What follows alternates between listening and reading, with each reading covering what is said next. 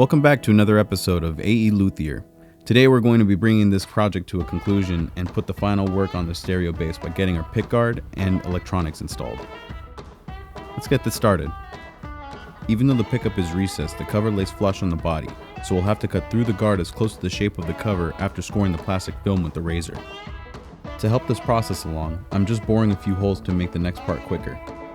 The preferred method to do this would be to use a jigsaw, but since this is not intended to be perfect, a spindle sander will do just fine as long as you keep it within the lines. I left my edges a hair away from the score line, so I'm coming in with a small sanding block to get the edges smooth and uniform. The corners can get cleaned by scooping out material with the razor.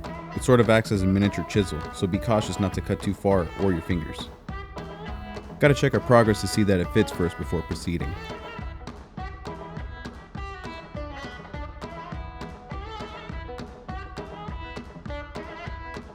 Before we continue to the next phase, let's take some time to remove the guard as well as the neck to make handling your piece easier.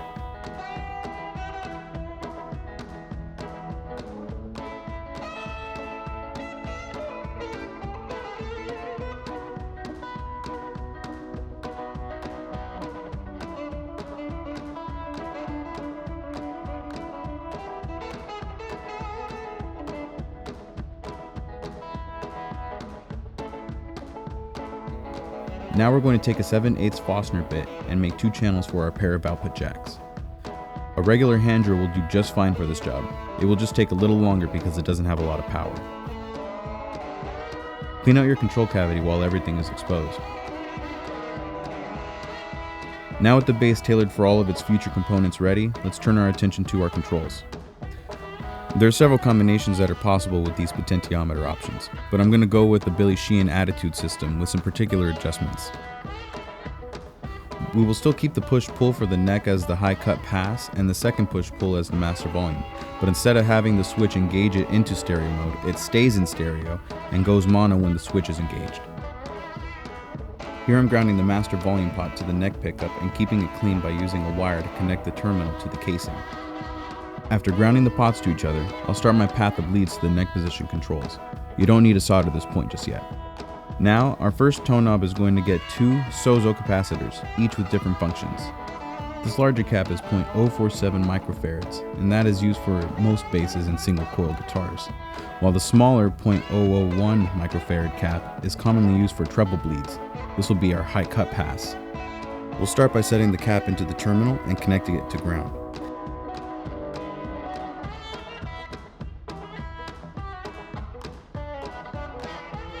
Then we're going to connect the 0.001 cap into the C1 common terminal. Before connecting to ground, cover the exposed wire with heat shrink.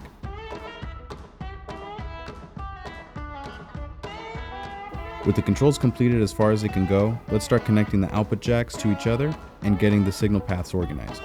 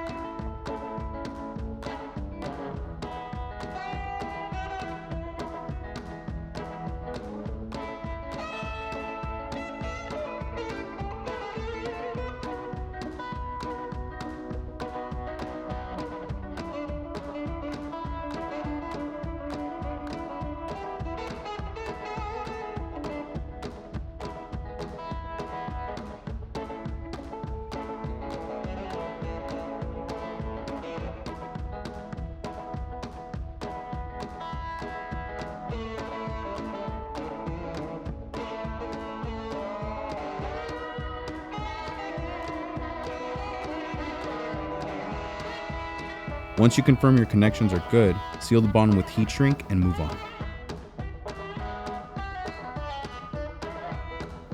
Next, we can connect the pickups to the controls, starting again with the neck pickup.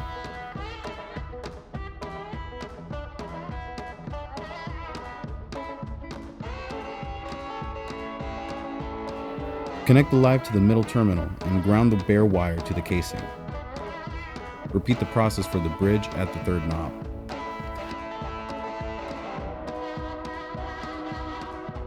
Connect your output wires to the outside terminals on both neck and bridge. Remember to not forget your ground wire to complete the circuit.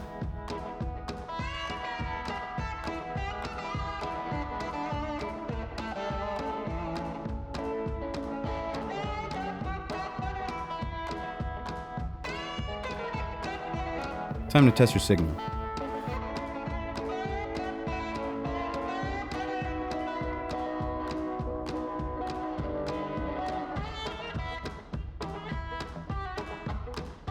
Take your time and get everything fastened neatly and make sure that it lays flat.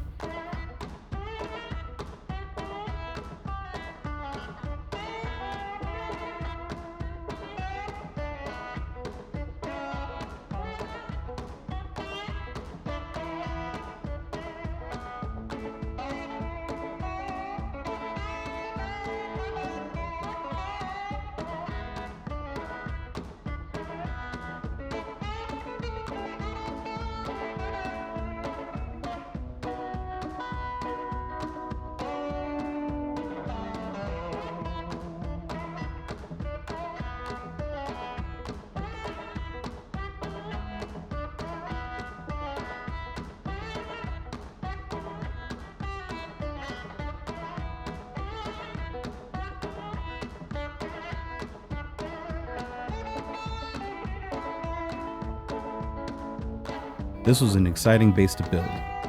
The amount of power one instrument can have through 2 amplifiers is an experience all on its own. Leave a comment if you want to know more or tune into later videos to hear this bass in action. Don't forget to share and subscribe.